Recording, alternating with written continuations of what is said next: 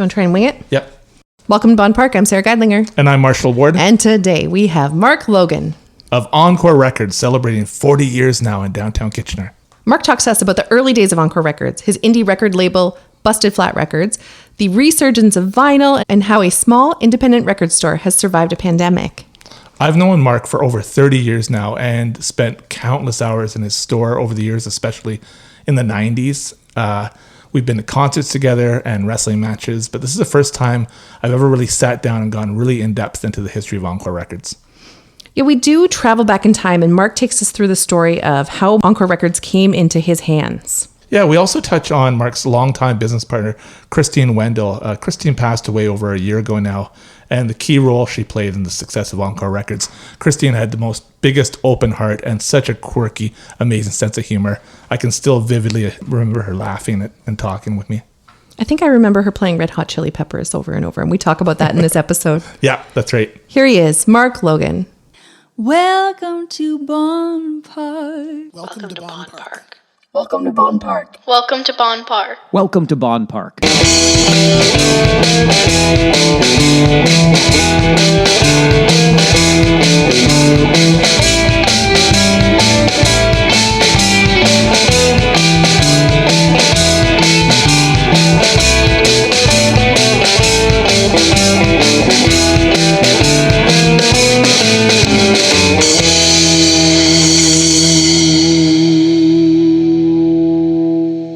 Do you enjoy Bonn Park Podcast? If so, we would really appreciate it if you Leave a review, like, rate, subscribe, but most importantly, share directly from the platforms with your family and friends. That's the best way to get the word out to everybody, and more people will get to see our show that way. So click those like buttons and share our show. Thank you. Thanks. On with the show. This is it.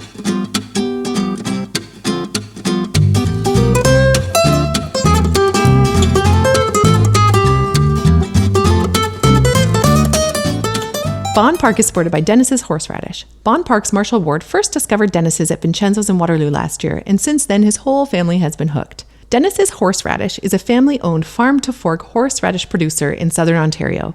Their horseradish comes from a family recipe that goes back generations, using only the freshest roots. If you want to crank up the heat, you can get their horseradish in hot, extra hot, jalapeno, and more. They also have a sophisticated Dijon-style horseradish mustard, a punchy seafood sauce, and a rustic beet relish. Find Dennis's Horseradish at Vincenzo's, Charles Quality Meats, and Sobeys locations. Check them out online at Dennis'sHorseradish.com and on Instagram.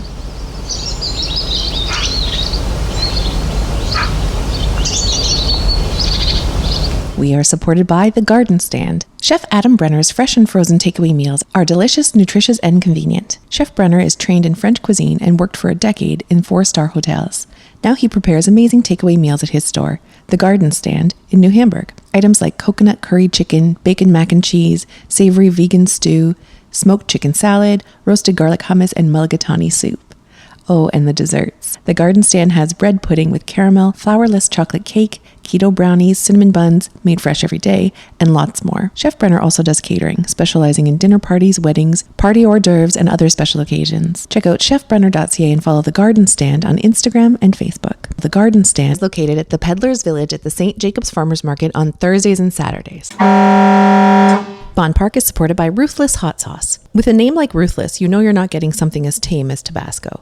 But the intense heat is matched by amazing flavor, thanks to the recipes of Ruthless Hot Sauce creator Karina Navarro. She uses locally sourced ingredients with no preservatives to create her tongue-tickling concoctions. Her jalapeno hot sauce is full of flavor and fire, and the habanero kicks even harder for those who like to sweat. If you're a heat-seeking foodie, Ruthless Hot Sauce will light your fire. Look for the bottles adorned with a cartoon fire-breathing dog on the shelves at Farm Boy, or visit ruthlesshotsauce.com.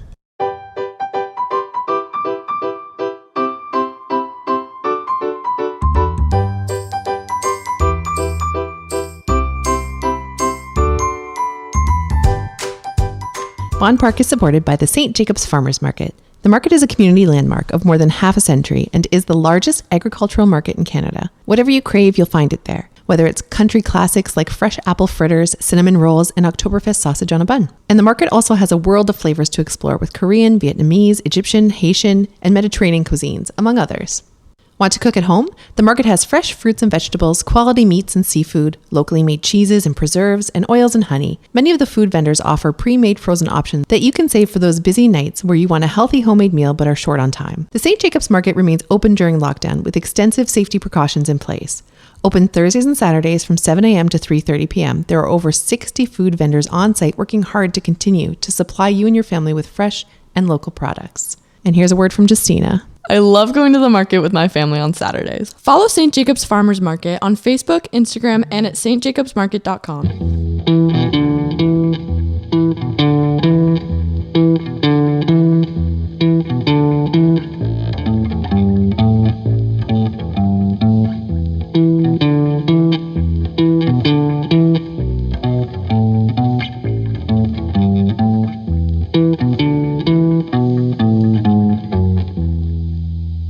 So it's good to see you again.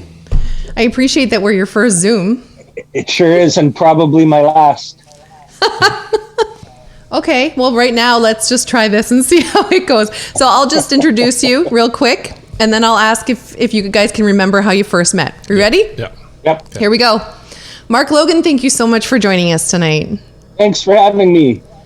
I'm very excited to talk to you. I'm really want to get into this long history and this beautiful business that you've been involved in. But I would like to know if you and Marshall remember the first time you met. I certainly do. I came into Encore Records for the first time on King Street in September 1987. And I met both Christine and Mark that day. And I would say, I remember Mark's customer service and friendliness. I would score a 0 out of 5 on that day. Well, thank you. You've done your job then. And it's about a 2 now, maybe. Anyways, yeah. And I was a student at KCI. And from that moment on, I visited Encore quite frequently. And then I got to a point where I was in Encore in my late 20s, probably 2 and 3 times a week. I'm speechless. Yeah. How about you, Sarah?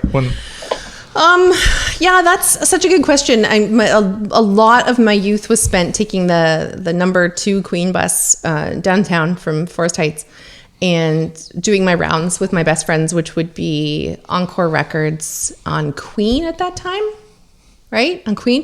Hitting the thrift, most likely. You know, getting some fries somewhere, or that pizza joint that was right on that street too. I forget what that was called, but that was a great pizza joint. So yeah, part of doing those rounds as a teenager and being very reverent about the space that we were in and feeling like a kid in a grown-up's world for sure. Yep. So I do remember Mark and I do remember Christine, but I can't remember how far back that would be. We moved to Queen in '89, so. Oh, there we go. So that would have been around that time.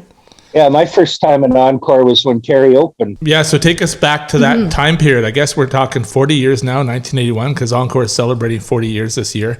And I'd love to hear, give us a picture of what that looked like when you first walked into Encore for the first time. And Well, the first store was directly beside where we are now in the burned out part. And I walked in and Terry had 3 crates of records, and that was it. And they turned out to be his records. So I remember I bought 2 Frank Zappa records, original pressings of Absolutely Free and Ruben and the Jets, and they were just hammered. And they were $40, so it was a big commitment. But years later, I went back to sell them in, and I don't know if you knew Terry, but he had this kind of thing where he'd sort of play with his mustache when he was talking to you, and he got a little grin on his face and asked me if I bought them from him. So he remembered, sort of week 1, and he ended up buying them back to me and probably threw them in the garbage. But it didn't take long for him to go from 3 crates to a store full of vinyl. And then how did we get to the point where, and we do have sort of an apocryphal idea of what the history of you taking over the store with Christine might have been, and we have a tragic version of that. How did that come to be that this became your space? Well, I hung out there days on end every week and knew Christine really well and knew Terry fairly well. And she tracked me down at my parents' one day, which was a really weird thing because I didn't spend a lot of time there, and let me know that Terry was killed in a motorcycle accident on Highway 6. So I got together with her, and it was pretty shocking. She was devastated, and within the next week or two, she had hired me to work at Encore and basically vanished for the next few months. So it was a really weird situation for me to be in, working in a store that I knew well, but I didn't know the ins and outs of. And, you know, there'd be things like rent was due, and she was living at Terry's place at the time. I'd have to wander over there and just ask her, you know, how do we pay the rent? Mm-hmm. And at that point, it was Christine and I and a guy named Jason Kropp who worked at Encore. And there was also a store in Hamilton called Rave. And I spent most of my time taking the bus to Hamilton and working in Rave in that first few years, I guess it was. And there was another partner who came and went, and he went after Terry's mom for, I don't know what he was, if he wanted money or one of the stores or what have you. So it ended up going to court, and come 89, she was finally free to sell the stores. Christine and I couldn't afford to buy both, so we basically, Jason took over Rave and Christine and I bought Encore. And actually, it couldn't have been 89. It was probably more like 87, because we still had a couple years before we moved to Queen. If you had this, if Terry also had this Rave store in Hamilton, I'm assuming he was coming back and forth on Highway 6 when that accident happened. Absolutely. There's probably a lot of, that's a terrible highway even now. It's well, he rode a motorcycle, and he liked to go quick on the motorcycle, and he was, what I understand, trying to pass somebody, mm-hmm. possibly in a spot where he shouldn't have been trying to pass somebody, and it didn't end well. But Mark, was there a vision for this store? Do you remember thinking that Terry had this idea of what the store was going to look like and become, and or was it simply like an independent record store and run by people who love music? That's what I think. I mean, I don't recall there being any grand vision other than trying to get as much good quality vinyl, because back then it was all used, so there was piles of music coming in and out of that store. It was just really trying to source really good quality records and, you know, keeping people coming back. And who were the customers in those early years? There would have been by the, like I said, by 87, there would have been me and my friends from KCI. Mm-hmm. I imagine there were kids coming from Cameron Heights, but did they have an older crowd of record collectors? And who was your clientele? Yeah.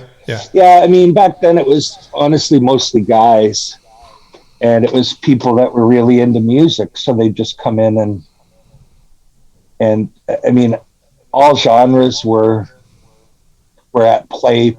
Probably there wasn't much classical, but otherwise, I mean, there were just piles of people coming in buying records, all age groups. I mean, a lot of high school kids.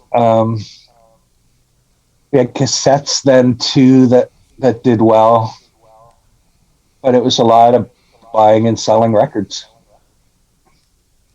I'm having a memory now of the master book of knowledge. Then you have that giant book of recording listings that you could flip through and see by artist or see by song title. I used to lose myself in that book. Do you remember that, Mark?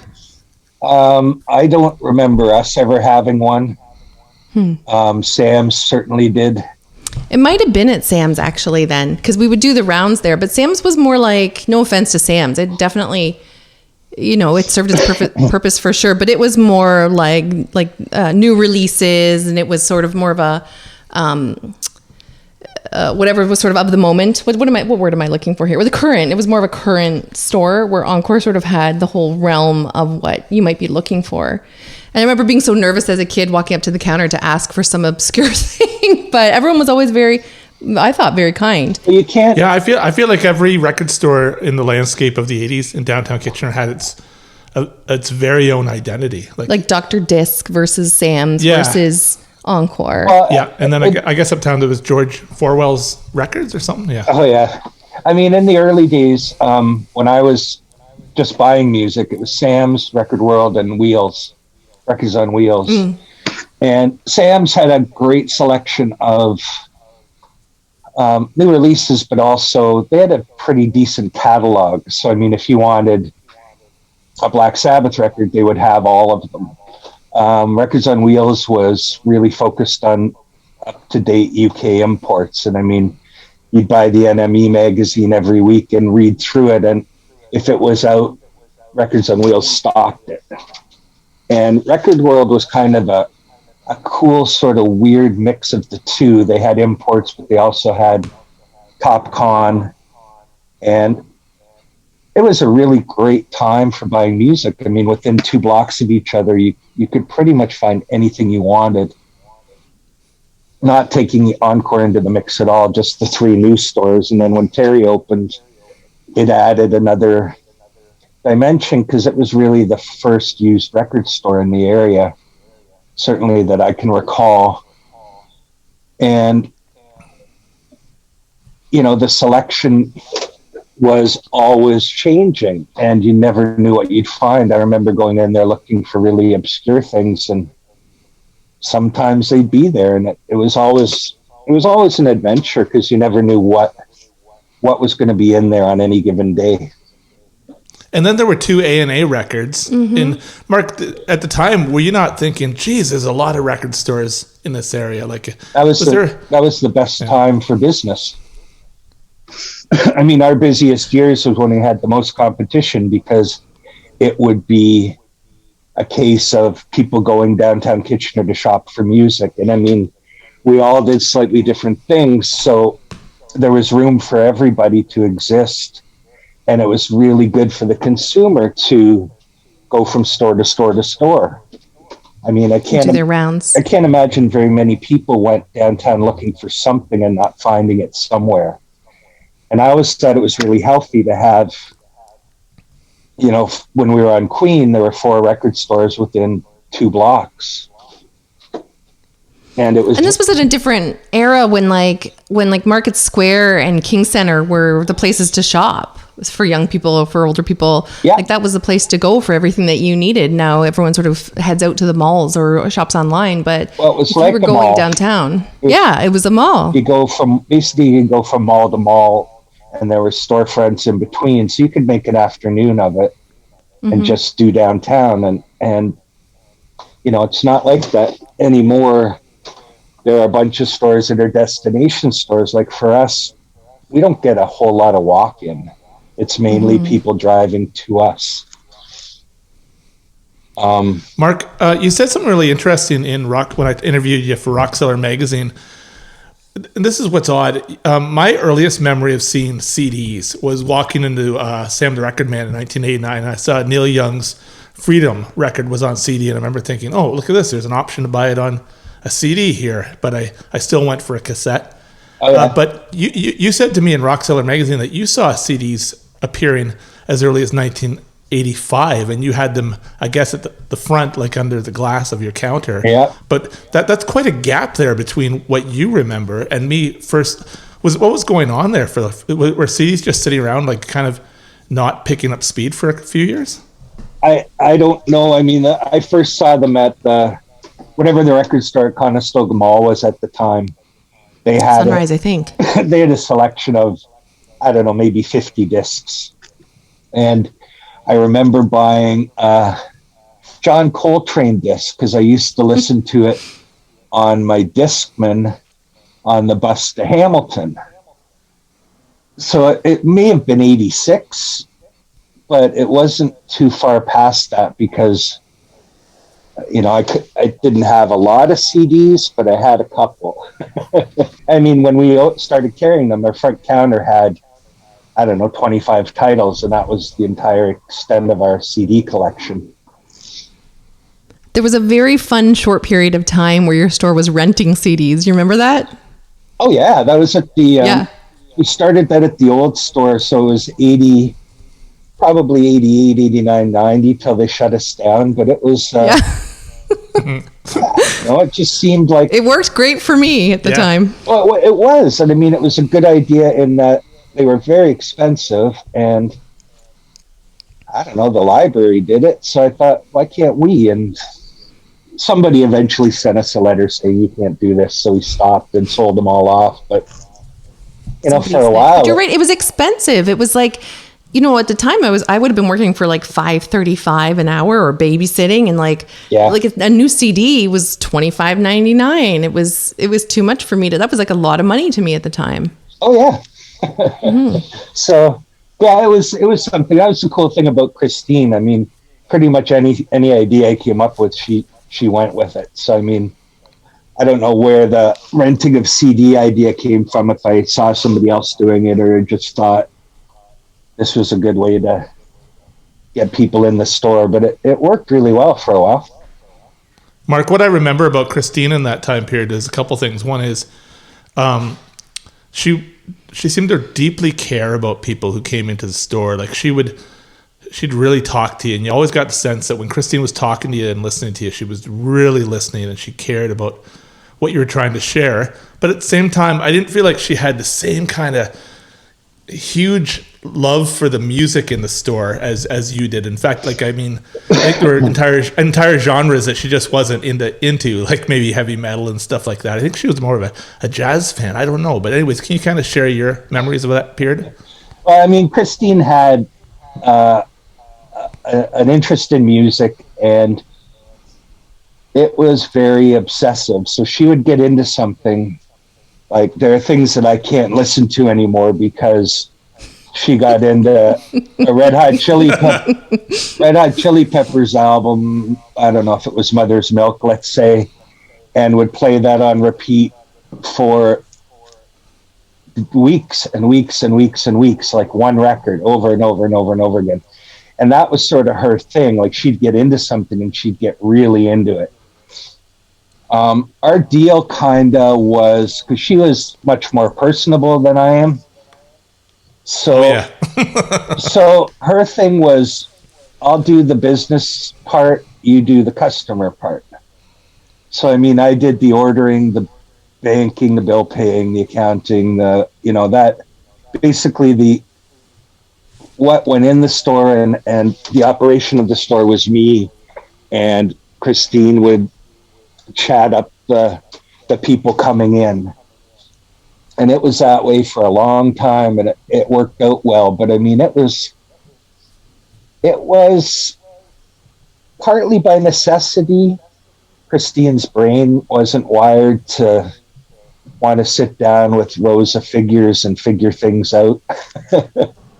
And I kind of enjoy that. So, I mean, it worked out well. But I also was really into music. So, I mean, I was constantly reading magazines and discovering new things, and I just try it. And I mean, the cool thing about this area is I could pretty much put in any section of music, stock it reasonably well, and suddenly there'd be a group of people buying it.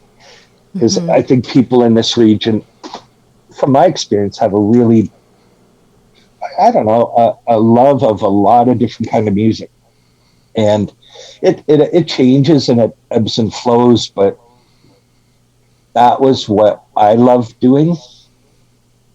And Christine kind of just let me run with it. So, I mean, I remember there was a guy at Encore Records who said, there's this band from Brazil, Sepultura, you really need to carry it.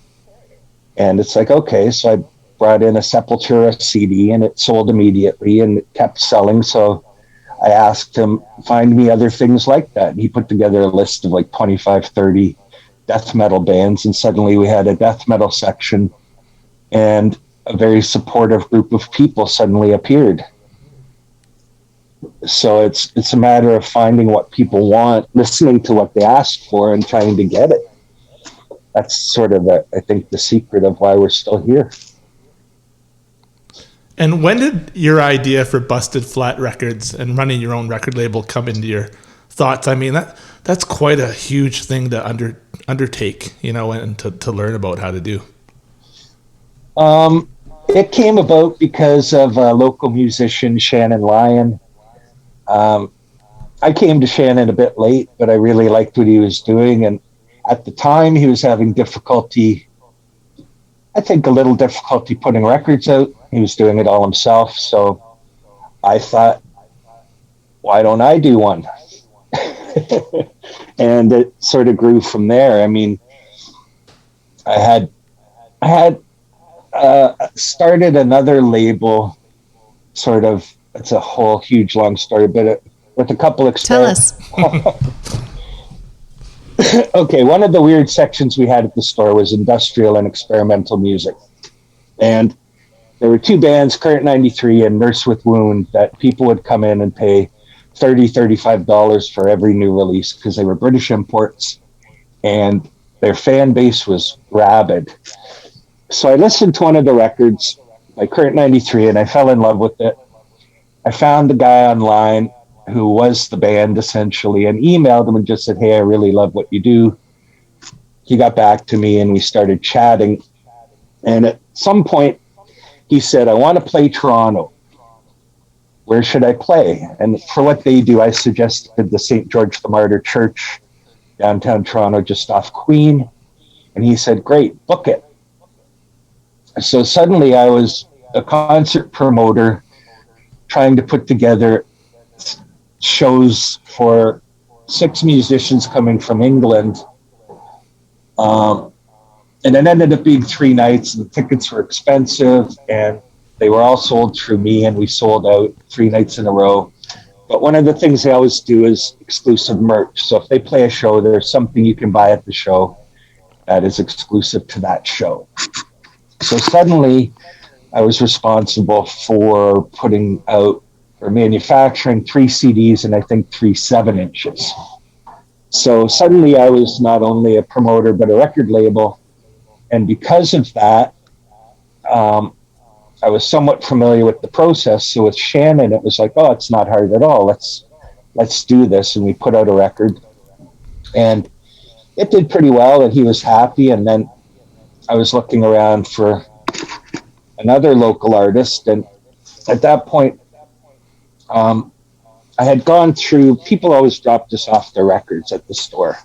If you're local, you brought us in a copy, and that would sort of go in a pile, and the pile would get bigger. And eventually, we listened to them. So one day we pulled the pile down and started listening to them. There was a local artist, Lynn Jackson, brought her first record in like 6-8 months before, and I listened to it. And it was one of the few records that we played more than once. So it was like, oh, this is pretty cool. I'm going to go find this person and see about if they want me to put out a record. Because everything I put out were people that I met or knew. So I tracked Lynn down and introduced myself. And we started talking. Wait, how did that turn out? Well, it went okay. But before all that, we put a record out. And a friend of mine, Dan Walsh, who was playing with Fred Eaglesmith at the time, he recorded it in his house and got Willie P. Bennett to play on it. And, it was pretty great. And that was sort of after that, I think was Mike Alviano and then Shannon again. And it just sort of turned into, I was putting out records by a good chunk of local people. And then I got introduced. Had a guy call me and say, hey, or email me and said, Jay Semko wants you to put out a record. And it's like, okay, cool.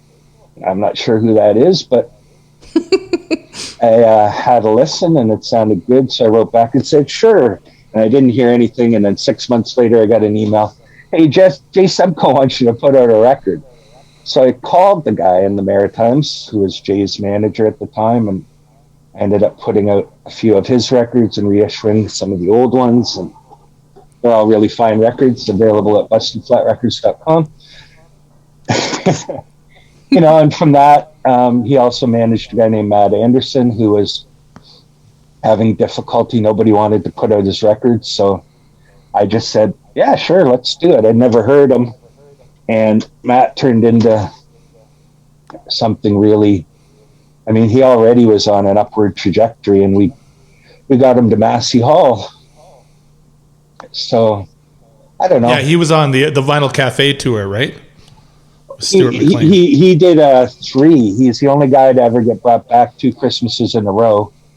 But when he finally left me right after Coal Mining Blues and before Weightless, he played by himself at Massey Hall.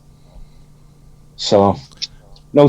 Mark, during this time, did you ever think about that you were kind of like, from other people's perspectives, you were living a dream job? Like, you would have seen young people coming with their resume hoping for a job at Encore, I'm sure. But I mean, did you have any sense that when people were looking at what you were doing, people must have thought, man, what I wouldn't give to have my own record store and to be so immersed in the music business? You must have, because us kids would go in there and we would revere you like, you know, like our, Yeah. It was like church. Yeah. Yeah. Same with the Sam the Record Man guys too. Yeah. Well, the problem for me, I mean, the one thing out of this whole experience is that so much of my day, and especially now, is spent doing things that have nothing to do with working in a record store. So, I mean, I'm constantly hunting for product. I'm hunting for money to pay for the product. So in the early days, Christine and I would sit around and do a crossword or go across to the East End Tavern and shoot pool. And one of us would run across the street if a customer came in.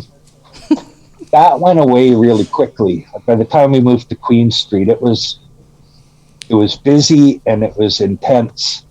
So the joy of being in the space and listening to music, I mean, music's on in the background. I'm not paying attention to it.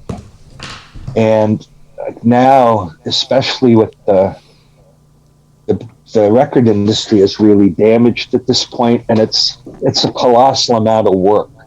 So, you know, yeah, it's a dream job, but I don't think we would be here if I hadn't spent, really, I devoted my life to keeping the store open. Like, there were years in the early 2000s where I was borrowing money on my credit card to try and pay bills to stay open, trusting that at some point it would turn around.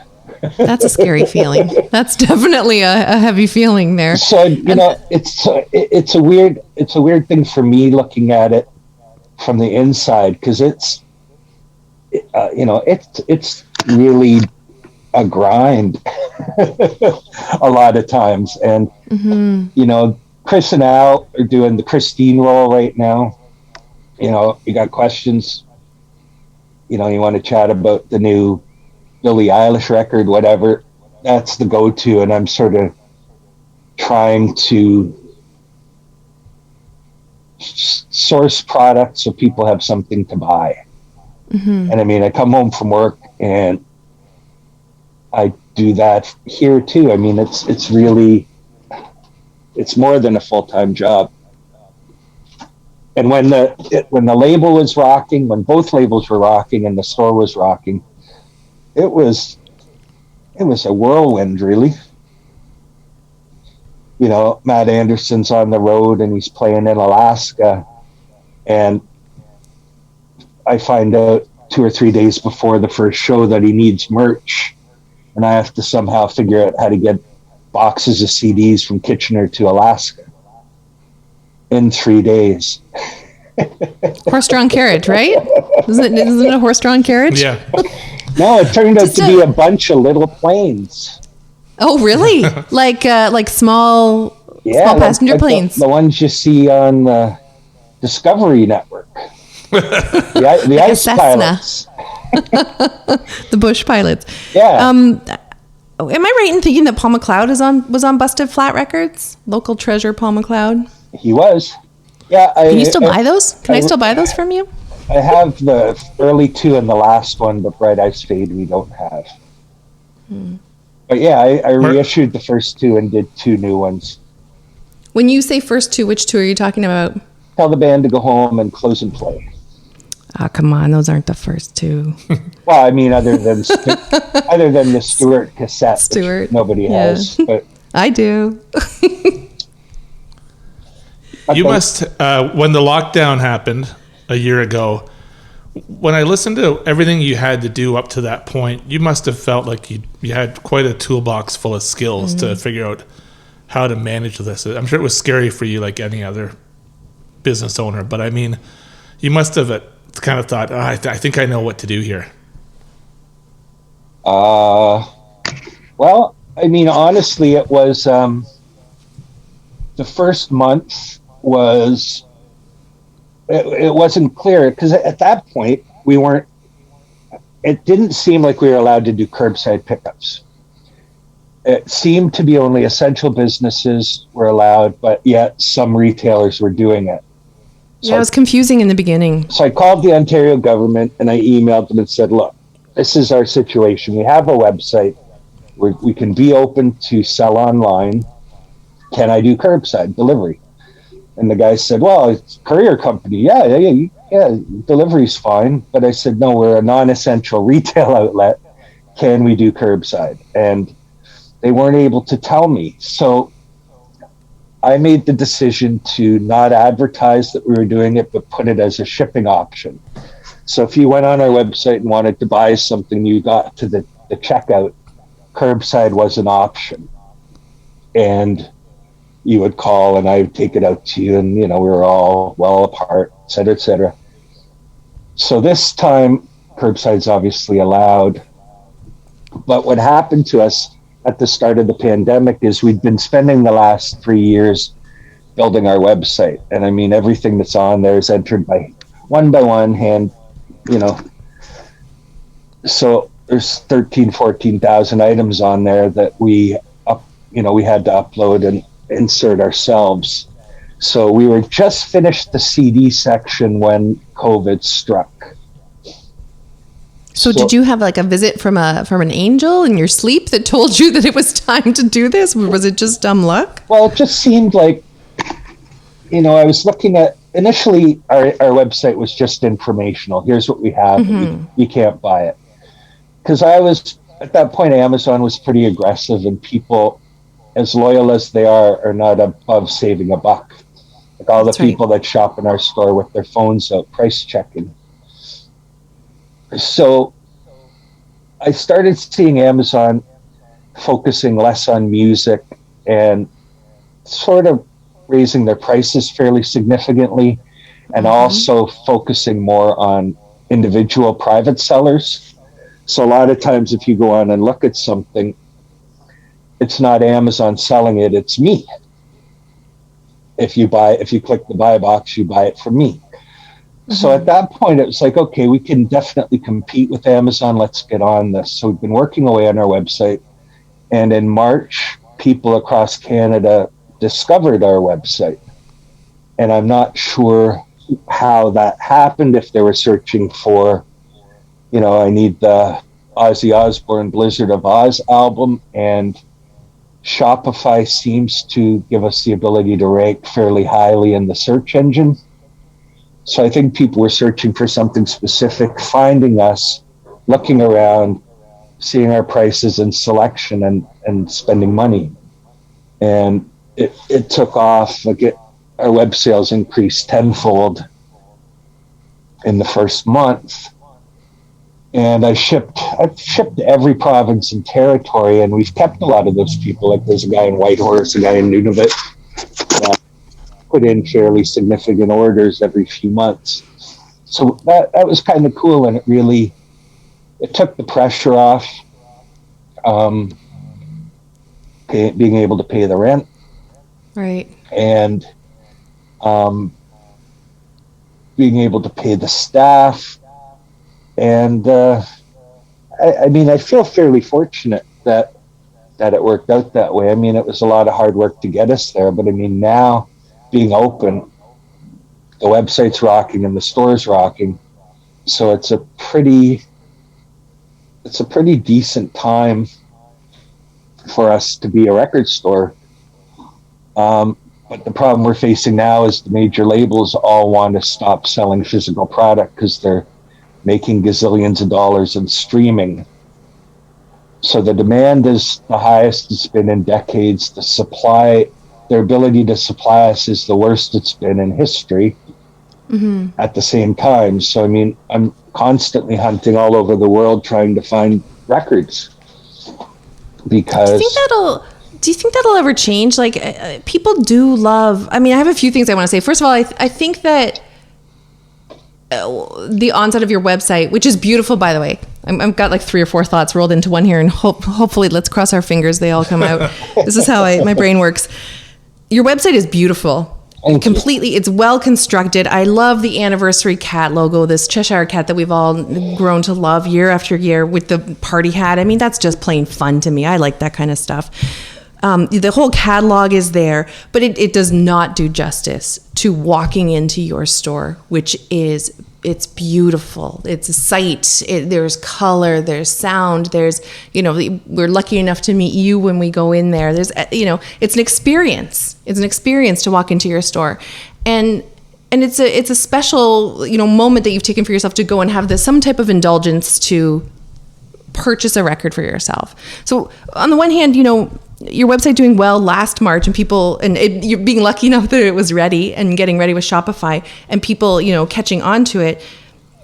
For as much as COVID's been hard on people financially, there's still a lot of people in our region where they've got some money burning a hole in their pocket, and people were looking for things to try and buy locally for sure. Clearly. And streaming is, of course, the big evil monster. We even know was it, what's the one, it's not Bandcamp Friday. What was last week? It was Bandcamp Friday, wasn't it? They're doing a lot more of that. Yeah, that type of stuff. But is the tangible purchasing a record with a cover and a beautiful piece of like this vinyl that you can actually listen to, or CD or whatever it is that ever going to really go away? Well, this is the thing. I mean, streaming definitely serves a purpose. For a lot of people, that's their music collection, and I feel for them. For a lot of people, it allows them to check things out. So, I mean, in one respect, it's great for us, but it's also a bit of a drag, because in the old days, if somebody would put out a record, I could count on X number of people coming in and buying it, because they always do. Now they can hear it ahead of time, and if it's a bad record, they don't come in and buy it, and we're suddenly wondering, why do I have 20 copies of this? Nobody cares. But I don't mind streaming. I mean, Bandcamp's fantastic for musicians. I mean, I have 2 Bandcamp sites set up for the labels, and they're very helpful for a revenue stream, because I mean, retail sales have dropped off hugely because there's a lot less record stores. So I don't have a problem with streaming at all. I wish the streaming services paid musicians better. I can't see that changing, but you never know. But the labels are loving. I mean, they've all been gutted over the years, so there's literally 10 people running Warner Canada, if that. So I mean, they're not equipped to handle the amount of business that is being handed to them, because in their minds they were getting out of physical and they wouldn't have to worry about it. And now suddenly they're forced to be, distributors again, and they're not happy. I mean, they're being dragged into it simply because the money's there. And the climate of that is changing. The landscape of it is changing. So there's also a lot of new artists, like the stuff my kids like, the stuff my daughter wants, like Tyler, the Creator, SZA, this kind of stuff. You can't buy that in the record store. You have to buy that direct from the artist. No. So we got Tyler. There's got to be you do have it there? Oh yeah. When I can get it. I'll be in on Saturday. No, I mean, there is a lot of that. Chance the Rapper. Yeah. He's one of the dudes you can't. And Frank Ocean, who's huge. Frank Ocean, yeah. She can't get that. What about are you saying you've got Frank Ocean? No. Bad Bunny, there's a name I know.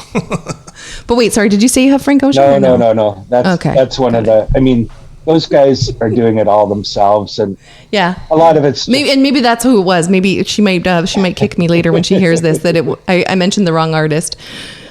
But yeah, I think about there's a lot of that. Yeah. When I think about what people might want to buy on vinyl these days, I remember you giving me a bit of a rundown. You talked about how popular Fleetwood Mac's Dreams is, I guess, right? We sold out of Rumors again today, Marshall. Oh, sorry, Rumors. I mean, yeah. Now, isn't that because of Dogface? No. On the internet? No. You know the guy with the skateboard and the cranberry juice? Right. Yeah. No? That was TikTok, wasn't it? It was TikTok. But the ones I'm thinking about are albums that are pieces of artwork in themselves. So I'm thinking like Elton John's Goodbye Yellow Brick Road and Captain Fantastic. And are those not some of the most popular ones that are actual pieces of art with big gatefold sleeves, Mark? Oh, yeah. Yeah. Those, Pink Floyd, Dark Side of the Moon, The Wall, Beatles, Abbey Road, Sgt. Pepper, Revolver, Rubber Soul, Who's Next? You know, I mean, Neil Young Decade, Carole King Tapestry. I mean, those are things that just sell all the time. And did you tell me that, like, let's talk about Black Sabbath and Led Zeppelin. Like the first so many records sell, but then somewhere the last few in the lineup don't. Is that right? Like for Sabbath, I would think maybe up to Sabbath, Bloody Sabbath, but maybe not Technical Ecstasy and Never Say Die. Is that right? Yeah, those don't sell as well. But then when you get into the good Sabbath records like Heaven and Hell, those sell all the time. Okay. You know, the proper Sabbath record.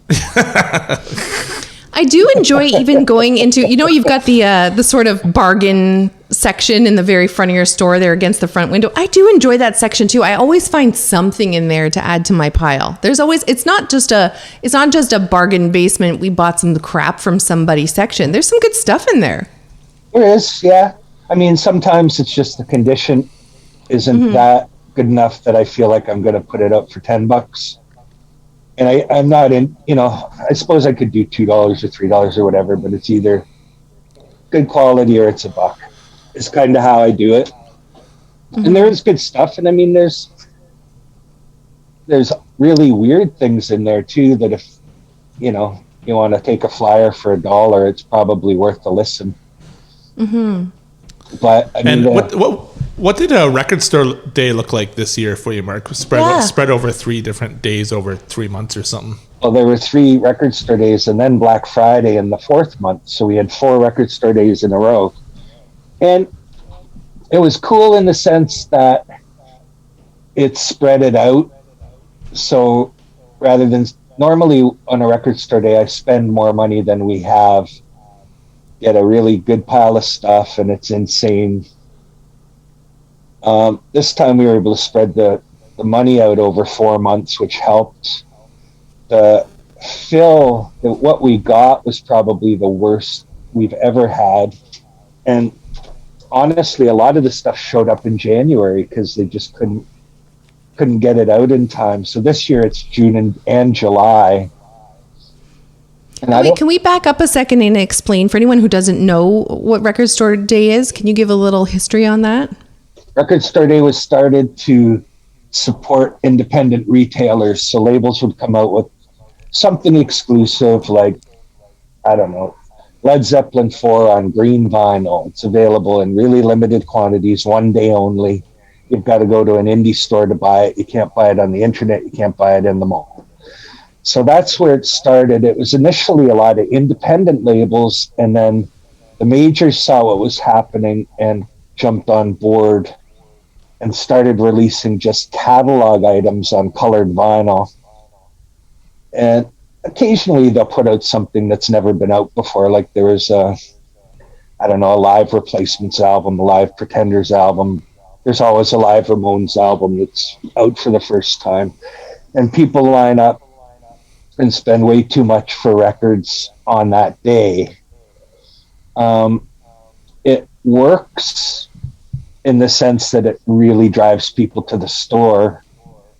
The last proper one in 2019, we had every square inch of the floor of the store lined up with people for 3 hours just to try and check them out. Like we did 6 times a normal Saturday in the first hour. It was ridiculous, which is good.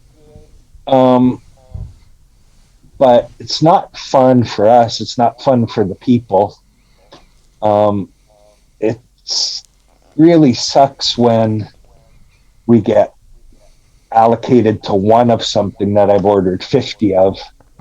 And like the last one was Billie Eilish. There was I think it was a live record. And I don't know, I ordered 50 or 75 and I got one. And that's really disappointing for the people, but also for me, because now I've got to just tell people, okay, here it is. So what I started doing is sort of a walkthrough video, just telling people where everything is.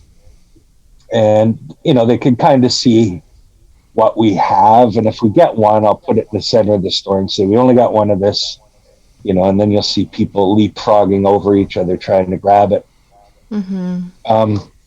So, I mean, it started out as a good thing. Now there are a lot of stores that stop participating because, if you can't guarantee me some product,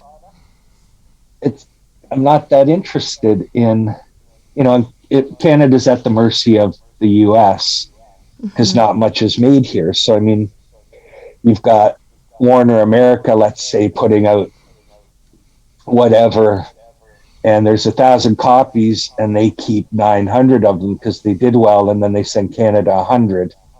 So essentially every record store gets one. Which is, it's disappointing. Yeah, it's a real drag. And I mean, they have the time, like, especially during like this past year, it's like you've had since April to September to make sure that you have everything on hand for September, October, November. And when we, U2 put out a reissue of Boy on white vinyl, and we got, I don't know, 1 or 2 copies on the day. And then we got a big stack in January.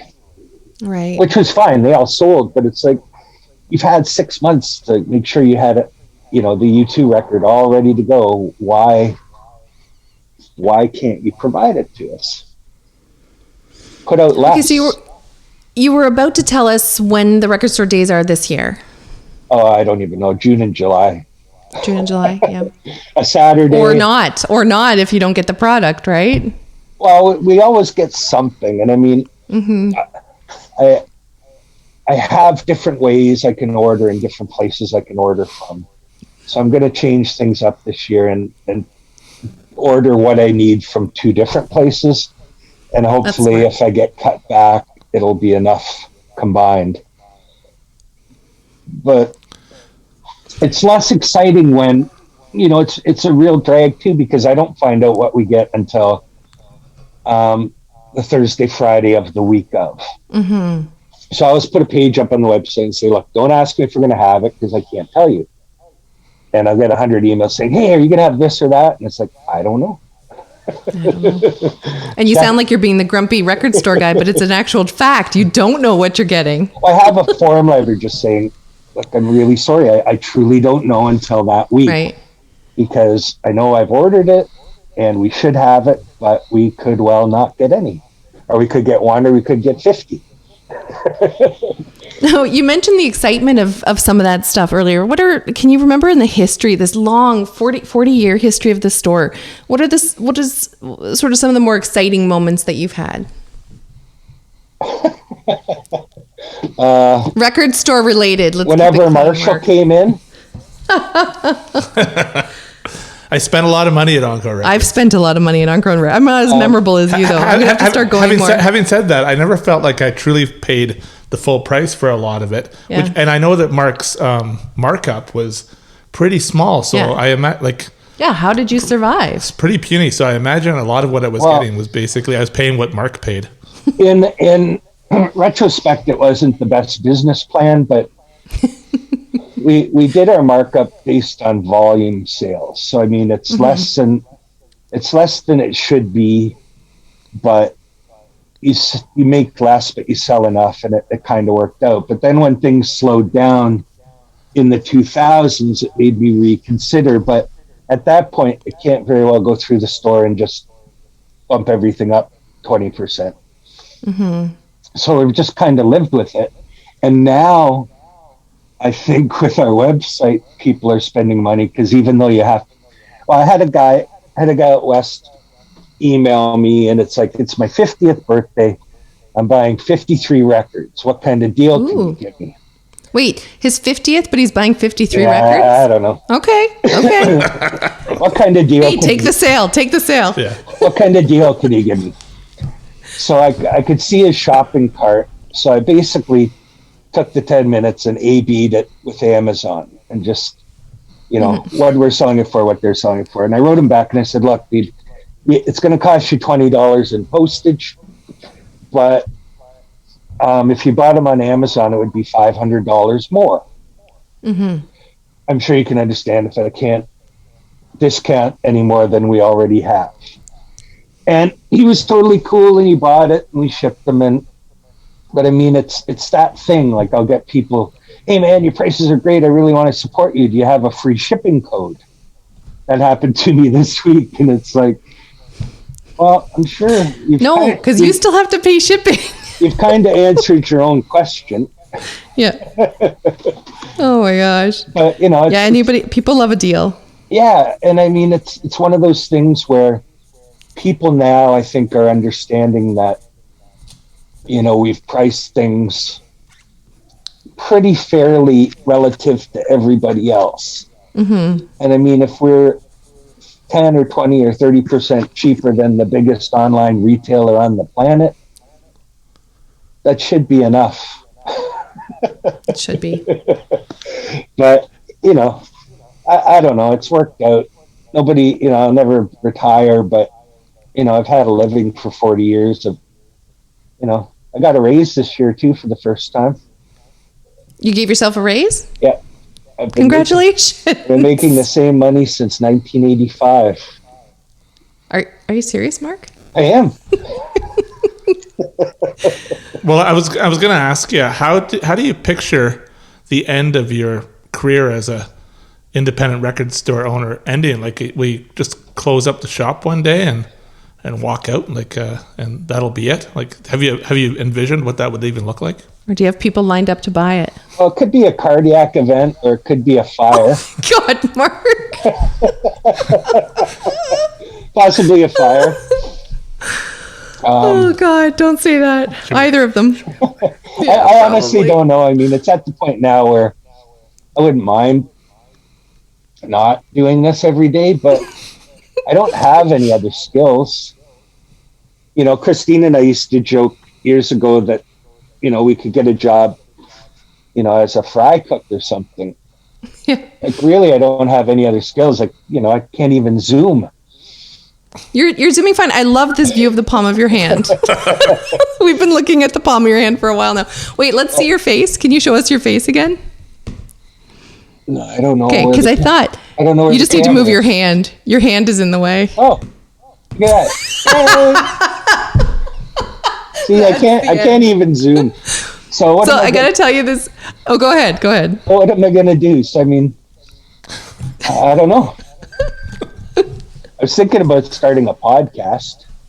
Hey, we could help you out with that, Mark. I hear that's lucrative. We've been very humbled by the support of local sponsors like yourself. I have to tell you a story. I see that you're wearing a Cramps hat.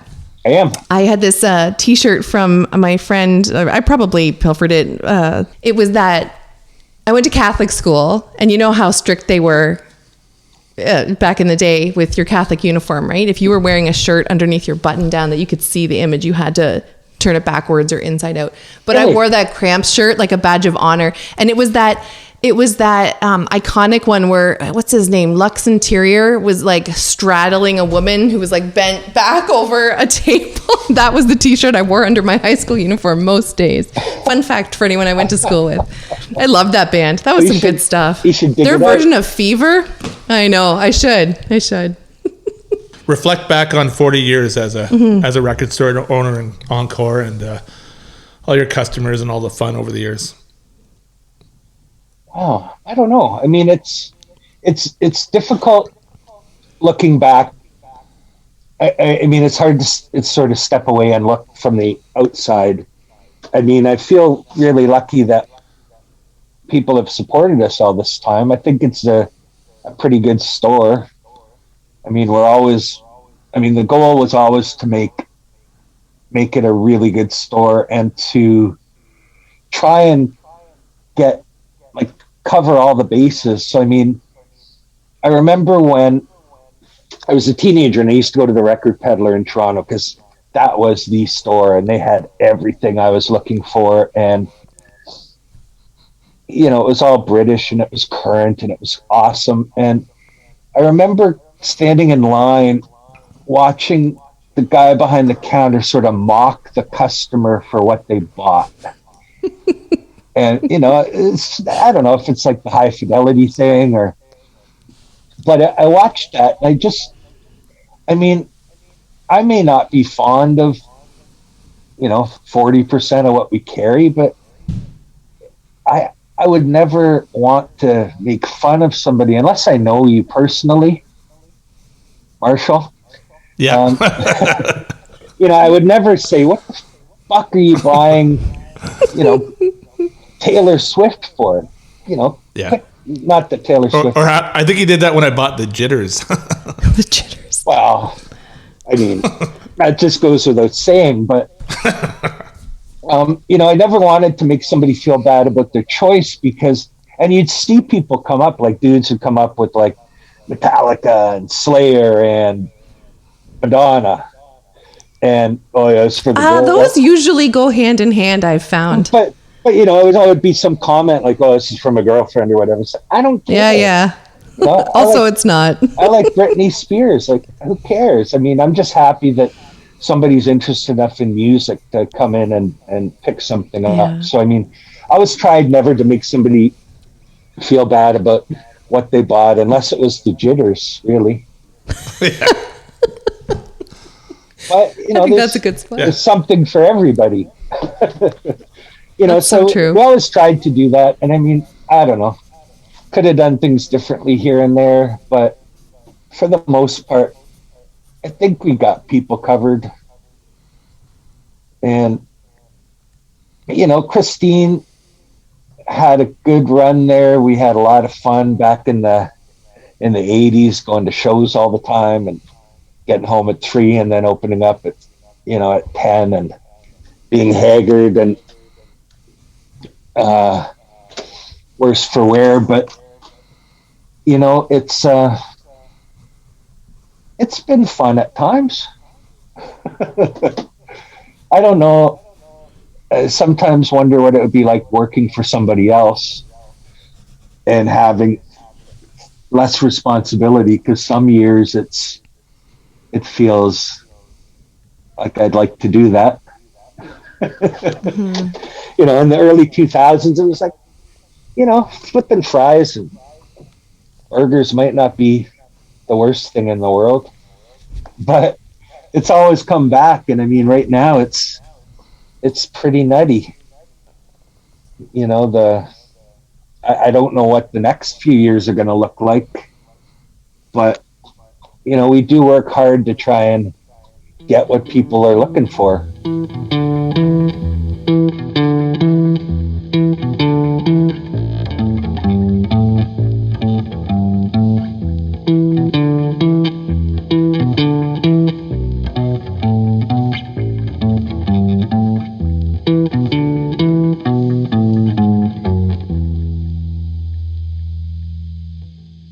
Hey all, thanks for meeting us in Bonn Park.